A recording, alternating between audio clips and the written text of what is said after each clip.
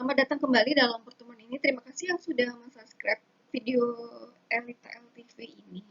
Mari kita membahas tentang peran asuransi sebagai pengalih risiko. Dan belum subscribe, tolong dipencet tombol subscribe-nya. Terima kasih.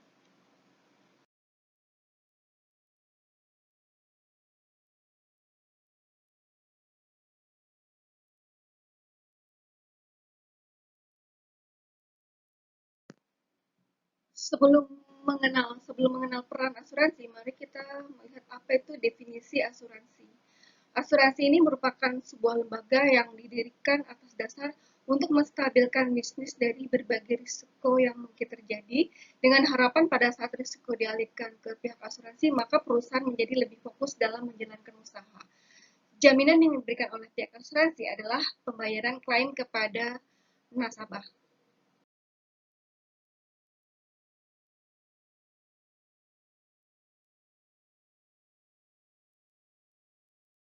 Definisi asuransi.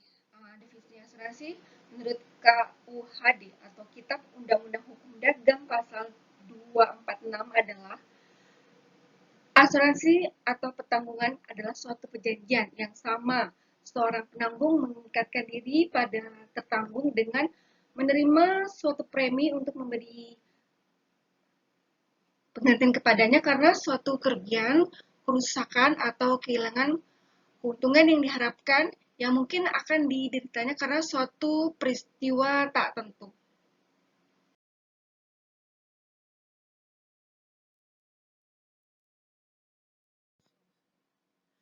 Unsur-unsur asuransi. Nah, unsur asuransi adalah sebagai berikut. Pihak tertanggung atau insured yang berjanji untuk membayar uang premi kepada pihak penanggung. Unsur berikut adalah pihak menanggung atau insured yang berjanji membayar sejumlah uang atau santunan kepada pihak tertanggung. Unsur berikut adalah suatu peristiwa atau accident yang tak tentu, dalam hal ini tidak diketahui sebelumnya. Unsur asuransi yang berikut adalah kepentingan atau interest yang mungkin akan mengalami kerugian karena peristiwa yang tak menentu.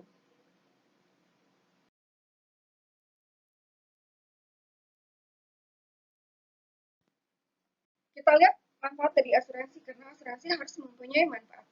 Manfaat asuransi sebagai berikut. 1. Asuransi mampu berperan sebagai penetralisir risiko. 2. Asuransi sebagai pihak pengganti kerugian. 3. Mengurangi siksaan mental dan fisik bagi pihak tertanggung yang disebabkan rasa takut dan kekhawatiran. 4. Menghasilkan tingkat produksi, tingkat harga, dan struktur harga yang optimum. 5. Memperbaiki posisi persaingan perusahaan kecil.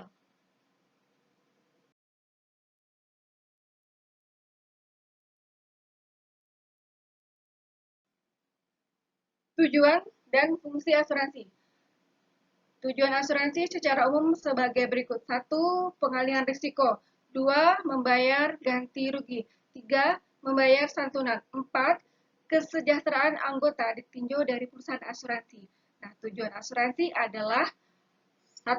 Memberikan perlindungan terhadap kemungkinan yang diderita oleh tertanggung. 2. Memberikan dorongan ke arah perkembangan ekonomi yang lebih maju. 3. Menghilangkan keraguan-raguan bagi usahawan dalam menjalankan usaha atau pekerjaannya.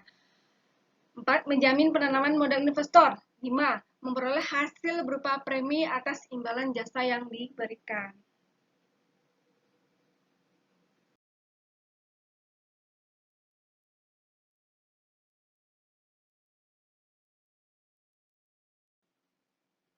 Tujuan dan fungsi asuransi. Fungsi asuransi ini dapat diklasifikasikan sebagai berikut. Kita lihat ya, pertama adalah fungsi primer. Nah, fungsi primer ini terdiri dari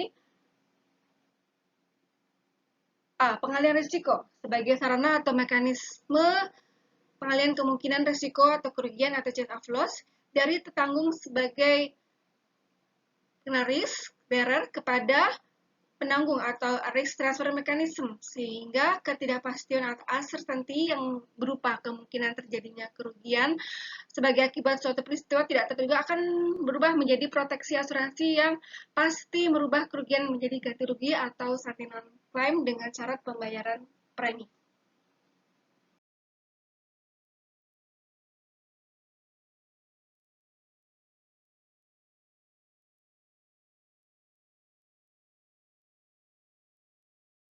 Tujuan dan fungsi asuransi yang B adalah menghimpun dana. Sebagai penghimpun dana dari masyarakat atau pemegang polis yang akan dibayarkan kepada mereka yang mengalami kerugian atau evenement. Dana yang dihimpun ini tersebut berupa premi atau biaya asuransi yang dibayar oleh tertanggung kepada penanggung ya. Kemudian dikelola sedemikian rupa sehingga dana tersebut berkembang yang akan dipergunakan untuk membayar kerugian yang mungkin akan diderita oleh seorang tertanggung.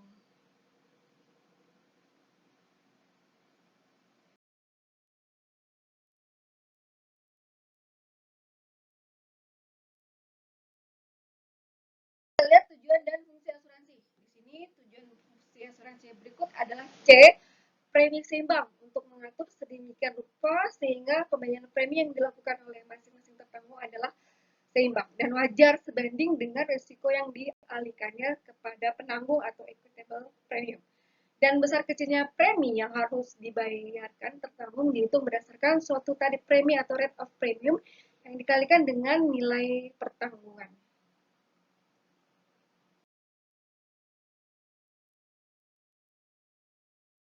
Tujuan dan fungsi asuransi berikutnya selain fungsi primer ada fungsi sekunder. Mari kita lihat apa itu fungsi sekunder. Nah, fungsi sekunder terdiri dari A. Ekspor terselubung atau invisible export sebagai penjualan terselubung komoditas atau barang-barang tak nyata atau intangible product ke luar negeri. B. Perangsang pertumbuhan ekonomi atau stimulus ekonomi adalah untuk merangsang pertumbuhan usaha, mencegah kerugian, pengendalian kerugian, memiliki manfaat sosial dan sebagai tabungan. C. Sarana tabungan investasi, dana dan investable earnings. D. Sarana pencegah dan pengendalian kerugian.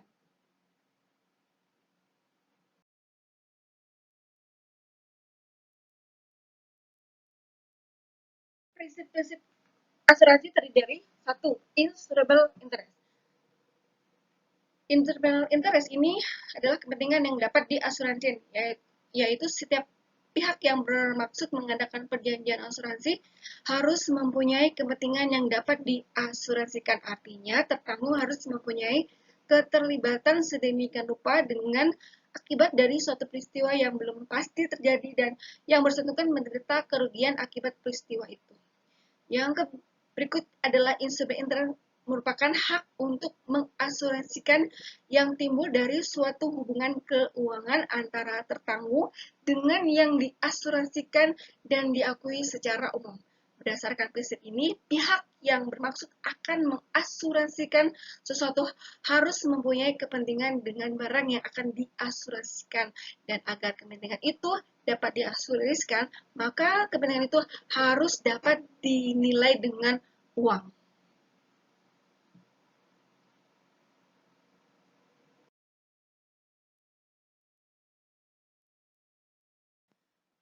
Prinsip-prinsip asuransi berikut yang kedua ada utmost good faith. Utmost good faith yaitu adanya itikat baik dari kedua belah pihak, tergantung dan penanggung tidak boleh mengembangkan fakta yang dapat menyebabkan kerugian pada pihak lain. Prinsip keterbukaan atau utmost good faith ini terkandung dalam ketentuan pasal 251 KUH Dagang yang pada intinya menyatakan bahwa penutupan asuransi baru sah apabila penutupannya didasari itikat baik.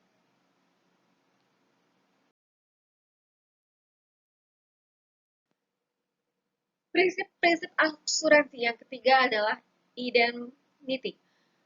Indemnity yaitu berarti mengembalikan posisi finansial tertanggung pada saat setelah mengalami kerugian sebagaimana pada posisi sebelum menuai kerugian yang disebabkan peristiwa yang tidak diinginkan seiring dengan ketidakpastian itu sendiri. Dengan demikian dapat dipahami bahwa indemnity merupakan prinsip ganti rugi oleh pihak penanggung kepada pihak tertanggung.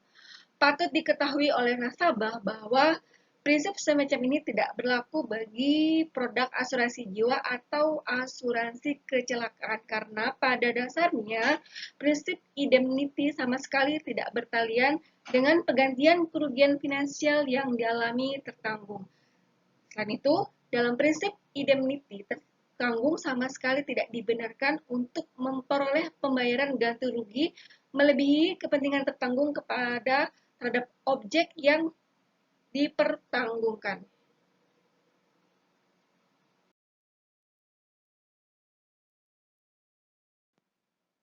prinsip-prinsip asuransi. Yang keempat adalah proximate cost.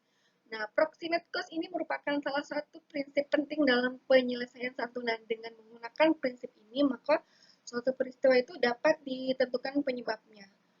Penggantian kerugian oleh perusahaan asuransi hanya akan dibayarkan apabila peristiwa yang dominan menimbulkan kerugian itu termasuk dalam jaminan polis asuransi yang bersangkutan. Prinsip asuransi yang kelima adalah subrogation atau and contribution. Jadi yang kelima itu adalah subrogation and contribution. Nah, prinsip indemnity atau ganti rugi merupakan suatu konsekuensi logis dari atas suatu klaim. Nah, konsekuensi logis tersebut merupakan prinsip ganti rugi yang terdiri dari subrogation atau subrogasi dan contribution atau kontribusi.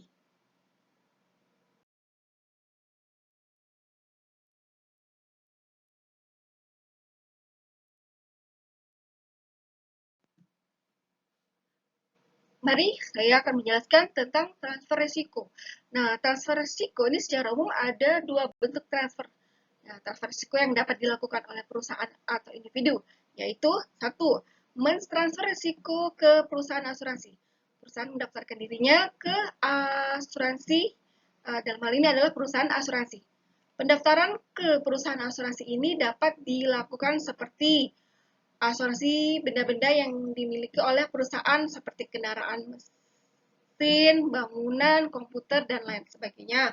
Kemudian yang berikut pendaftarannya adalah asuransi jiwa dan kesehatan, mencakup asuransi yang dilakukan pada setiap karyawan yang bekerja pada perusahaan tersebut. Yang kedua, mentransfer risiko ke perusahaan non-asuransi, di mana perusahaan akan memindahkan sejumlah risiko yang akan dialaminya ke perusahaan lainnya, seperti perusahaan mentransfer sejumlah pekerjaan kepada pihak lain dan perusahaan memindahkan sejumlah aset dari bentuk uang ke bentuk benda seperti tanah, gedung, dan lain-lain.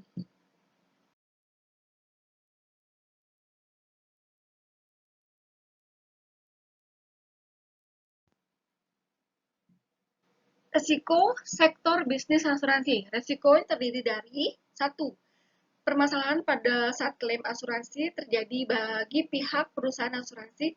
Ini harus menyediakan dana sesuai dengan kesepakatan perjanjian. Yang kedua, jika perusahaan asuransi membuka kantor di kawasan yang berdekatan dengan daerah berpotensi bencana, maka pada saat terjadi bencana, klaim asuransi yang harus dibayarkan bersifat keseluruhan.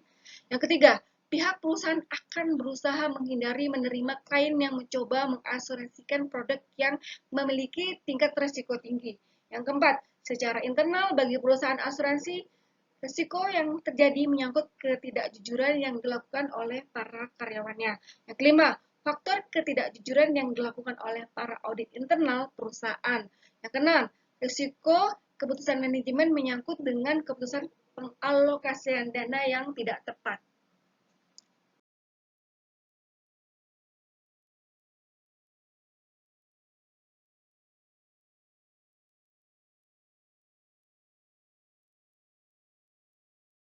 Syarat-syarat suatu risiko dapat diasuransikan.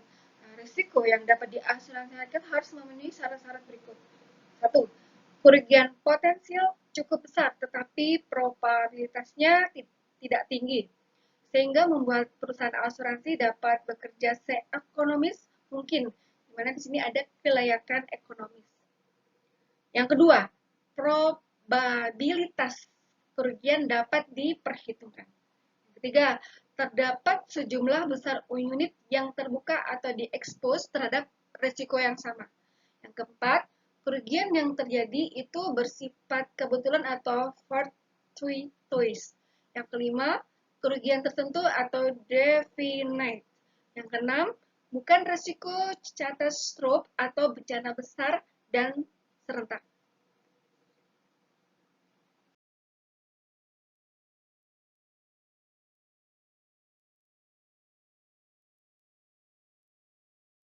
Kita lihat apa itu peran asuransi swasta dan pemerintah dalam perspektif manajemen risiko. Di sini pastinya mempunyai peran ya dalam perspektif manajemen risiko.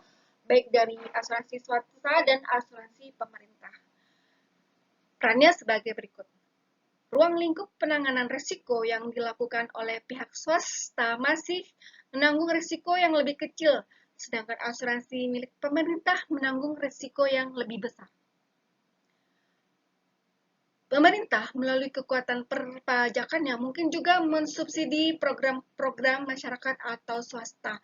Bahkan perusahaan asuransi pemerintah lebih suka melakukan operasi yang lebih stabil yang dimungkinkan apabila penaksiran risiko merupakan aproksimasi risiko ideal yang bisa ditanggung. Salah satu program yang ditawarkan pemerintah dalam bidang LPS atau Lembaga Penjamin Simpanan dan Bantuan BLBI atau Bantuan Likuiditas Bank Indonesia adalah bentuk pengamanan agar stabilitas ekonomi dan sosial masyarakat terjaga.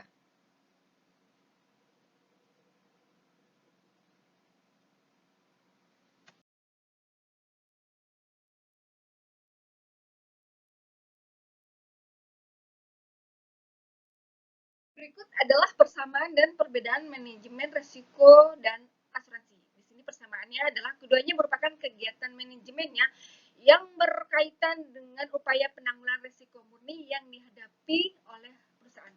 Kita lihat untuk perbedaan manajemen risiko dan asuransi. Untuk perbedaannya, manajemen risiko ini lebih menekankan kegiatannya pada menemukan dan menganalisa risiko murni. Kemudian ada tugas hakikatnya hanya memberikan pilihan terbelakang terhadap semua teknik penanggulangan risiko, termasuk asuransi. Kemudian manajemen risiko, pelaksanaan programnya menghendaki adanya kerjasama dengan sejumlah individu dan bagian-bagian dari perusahaan. Yang berikut manajemen risiko, itu keputusan manajemen risiko mempunyai pengaruh yang lebih besar dalam hal ini luas terhadap operasi perusahaan.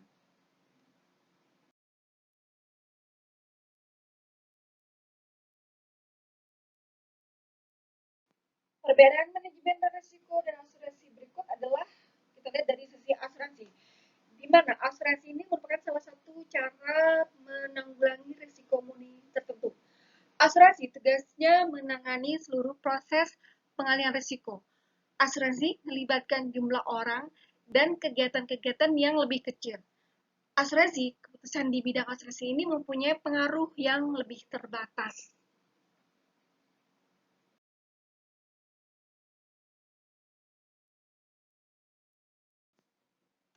Terima kasih yang sudah mendengar dan menyimak materi saya dalam peran asuransi sebagai pengalih risiko ini, dan jangan lupa mengklik tombol subscribe dalam video Elita LTV ini. Terima kasih atas partisipasinya. Terima kasih, sampai ketemu lagi.